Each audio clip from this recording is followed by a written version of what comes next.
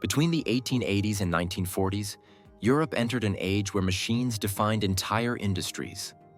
From farms and factories to ships and aircraft, these engines announced their presence with unmistakable sound. Slow, violent mechanical startups that shook buildings, decks, and airfields. If you love the sound of real machines and the stories behind them, take a second to like this video and subscribe to the channel. Number 15. Blackstone Oil Engine. The Farmyard Earthquake. Our first entry takes us to Stamford, England, where Blackstone and Company turned simple farm engines into global workhorses. By the early 1900s, their lamp-start oil engines were slow and heavy on paper. So how did a 10-horsepower farm engine earn a place among Europe's loudest machines? The answer is in the startup. Before running, the hot bulb must be heated until it glows red. Then the flywheel hauled over by hand. At first, the engine only coughs and smokes until it suddenly catches. When it does, the shed jolts. Each firing lands as a deep physical thump, driving a massive piston and flywheel bolted straight into concrete. At barely 240 RPM, torque arrives in single violent pulses, rattling tools, walls, and bones alike. It wasn't powerful, but it never felt small. Number 14. Crossley Gas Engine, the factory heartbeat. Next up is Manchester's favorite noisemaker. At the turn of the 20th century, Crossley brothers were powering Britain's mills and workshops with thousands of gas engines. But when they came to life, they still sounded like a Victorian factory arguing with itself.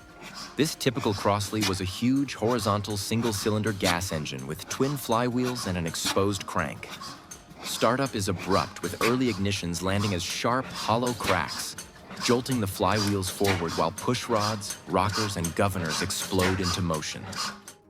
Then it stabilizes. Once the timing settles, the engine drops into a heavy rhythm.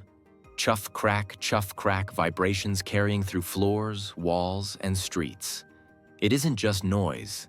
It's the sound of early electrification, of factories waking up across Europe. Number 13. Hornsby Ackroyd Oil Engine, the first heavy oil thunderclap. In the 1890s, Herbert Ackroyd Stewart and Richard Hornsby and Sons unveiled a new idea. It was a heavy oil engine burning kerosene instead of petrol. It changed power forever. But why did it sound so violently different from steam? Well, the Hornsby Ackroyd used a hot bulb vaporizer heated until it glowed red enough to ignite fuel. During startup, the flywheel is dragged through weak compressions, coughing smoke and uneven puffs until combustion finally catches. And the sound was unmistakable. Each power stroke landed as a deep, explosive boom, yanking the flywheel forward with brute force. With more than 30,000 built, that raw hammering beat became the foundation of semi-diesel engines worldwide, the sound of steam power being left behind. Number 12. Land's Bulldog HR2. The one-cylinder riot moving on to Germany's loudest agricultural troublemaker. Introduced in the late 1920s, the Lanz Bulldog used a massive single-cylinder hot bulb engine designed to survive anything rural life could throw at it. That simplicity is exactly why it sounded unhinged. Before starting, the hot bulb is heated with a lamp. With only one cylinder, every firing feels like its own explosion. Then the engine falls into a broken, hammering rhythm. Boom, boom, boom, boom, shaking the tractor hard enough to bounce the driver. It was slow, crude, and impossible to ignore. Nothing on a European farm announced itself like a Lanz. Number 11. Gardner 4LW, the gentleman diesel. The noise shifts into something more civilized. From Manchester in the early 1930s came Gardner's 4LW, a four-cylinder diesel trusted to power buses, boats, and lorries that worked all day without complaint. This was a true high-compression four-stroke diesel with overhead valves and precise fuel injection, making around 62 horsepower at just 1,500 RPM. Longevity mattered more than drama, and many ran for decades untouched. The starter hauls the pistons over compression. Soon, sharp metallic cracks announce ignition. And under load, the sound deepens into a steady, confident thrum that carries quietly but unmistakably. Pure Gardner. Number 10. Kellenberger 5-cylinder industrial engine. The Swiss buzzsaw. Have you ever imagined an industrial engine designed not to dominate a room, but to fit perfectly into it? This Swiss machine was built for precision workshops where order mattered more than brute force. Instead of one massive piston, Kellenberger used 5 smaller cylinders sharing the load in a tight, disciplined inline layout. On startup, the engine snaps to life with rapid, evenly spaced firings. No lazy thump, just a fast crack, crack, crack that sounds immediately busy. With 5 power strokes overlapping, the flywheel never slows, pulling the noise into a sharp mechanical whir. It isn't huge or brutal, but in enclosed spaces, that precise Swiss snarl feels relentless. Number 9. Ruston and Hornsby heavy oil engine. The Lincoln Shed Shaker. This one moves from Swiss precision to British brute force. Built in Lincoln, Ruston and Hornsby heavy oil engines powered pumping stations and generators where slow, relentless work mattered more than refinement. Everything about a Ruston is built for force. A huge cylinder, open crankshaft, and heavy flywheels are bolted straight into brick or concrete. The first ignition lands as a deep boom that travels through the floor. Once running, each slow power stroke arrives as its own event. Chuff, bang, pause, echoing around the shed. Of course, it's not fast or elegant, but the sound carries for miles, the unmistakable voice of British industry working without hurry. Number 8.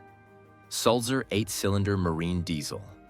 The ship's subwoofer, built for the open sea, not the workshop.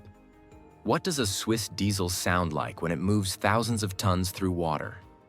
Actually, a Sulzer doesn't start abruptly, it wakes up. Lubrication and cooling come first, then compressed air rolls over the crankshaft with a long, echoing hiss. When fuel finally enters, the first firings land as heavy coughs before settling into a deep, rolling boom as all 8 cylinders fall into sequence. Now, inside the engine room, the sound becomes a dense, low-frequency pressure that vibrates steel bulkheads. On deck, it turns into a slow, physical thump, less noise than pulse, making the entire ship feel alive. Number 7. Burmeister and Wain 2-stroke marine diesel. Copenhagen's deep drum from Copenhagen came a marine engine that rewrote ocean travel. Burmeister and Wain proved that diesel, not steam, could move ships reliably across the world. What followed was sheer mechanical authority. A B&W 2-stroke towers through multiple decks, its pistons and crosshead turning the propeller directly at low speed. The first ignitions land as separate drum-like thuds before merging into a deep, steady drone. Each power stroke rolls through steel decks and bulkheads, felt underfoot as much as heard. The unmistakable heartbeat of a Danish engine driving cargo through heavy seas. Number 6. Doxford opposed piston marine diesel. The 3-crank monster. So, hidden inside British cargo ships was an engine that looked almost alive. Built in Sunderland by William Doxford and Sons, this marine diesel broke every rule. But how did something so complex ever work at sea? The thing that makes the Doxford unforgettable is its motion. Each cylinder uses 3 pistons, 2 rising from below and 1 dropping from above, compressing fuel into a shared space. On startup, blowers howl as 3 crankshafts begin turning in opposite directions, rods and levers fully exposed. When ignition hits, the response is immediate and violent. In the engine room, steel seems to dance as exhaust snaps and power surges, controlled chaos driving ships across oceans. Number 5. Kempton Park. Great engines. London's water thunder. In 1930s North London, every glass of water depended on 2 colossal steam engines at Kempton Park, triple expansion giants over 60 feet tall, hidden inside a cathedral-like pumping hall. Well, steam is introduced slowly, warming the system before the flywheel turns. As pressure builds, The three cylinders take over in sequence, rods and valves locking into motion. At barely 26 revolutions per minute, the engines produce a vast layered sound, hissing steam, clanking metal, and a deep, rolling chuff that makes the entire building vibrate. It's a quiet water supply delivered with monumental force. Number 4. Victoria and Alexandra Waterworks engines. The municipal heartbeat. Before Kempton's giants, British cities were sustained by named steam engines, Victoria and Alexandra, working inside municipal pumping stations. They moved millions of gallons daily. But what did a city sound like when its water came alive? First, steam enters, and the pistons begin their long, deliberate strokes. As the paired engines settle, each cycle sends a firm mechanical knock through pump rods and brick walls, forming a deep, steady chuff. The rhythm never hurries or falters, spreading a slow vibration through the building. It's quieter than later pumping giants, but deeply reassuring. The sound of Victorian cities being kept alive by constant, disciplined motion. Number 3. Bristol Hercules. The Rolling Thunder Radial. By the late 1930s, Britain learned air power wasn't just speed or altitude, it was sound. The Bristol Hercules looked restrained on the ground, until all 14 cylinders began speaking together. This restraint vanished the moment the engine came alive. Introduced in 1939, the Hercules was a sleeve valve radial built for smooth, sustained power. On startup, it coughs and settles, then swells as RPM rises.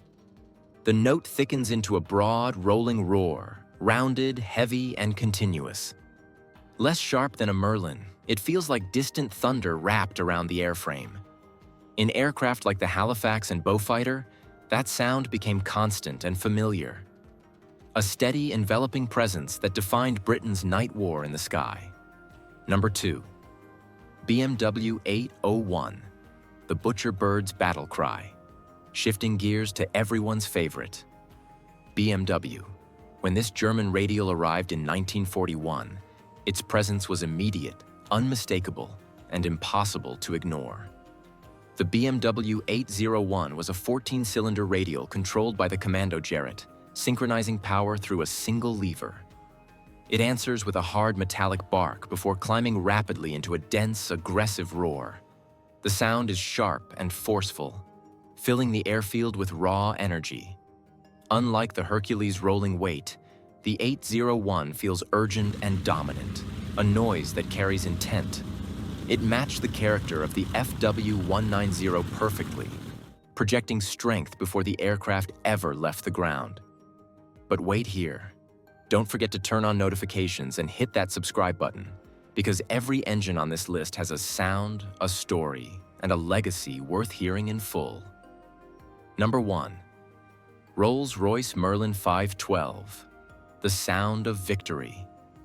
So this is where the countdown ends. The Rolls-Royce Merlin powered Britain's most famous aircraft. But what made its voice more iconic than any engine in Europe? Basically, early Merlins made around 1,000 horsepower, later pushed past 1,600 through constant wartime refinement. First, the prop turns slowly, then the engine snaps awake with uneven cracks as cylinders catch one by one. As the throttle opens, the exhaust hardens and the supercharger's sharp whine slices through the roar. What remains isn't just loud, it's urgent and unmistakable.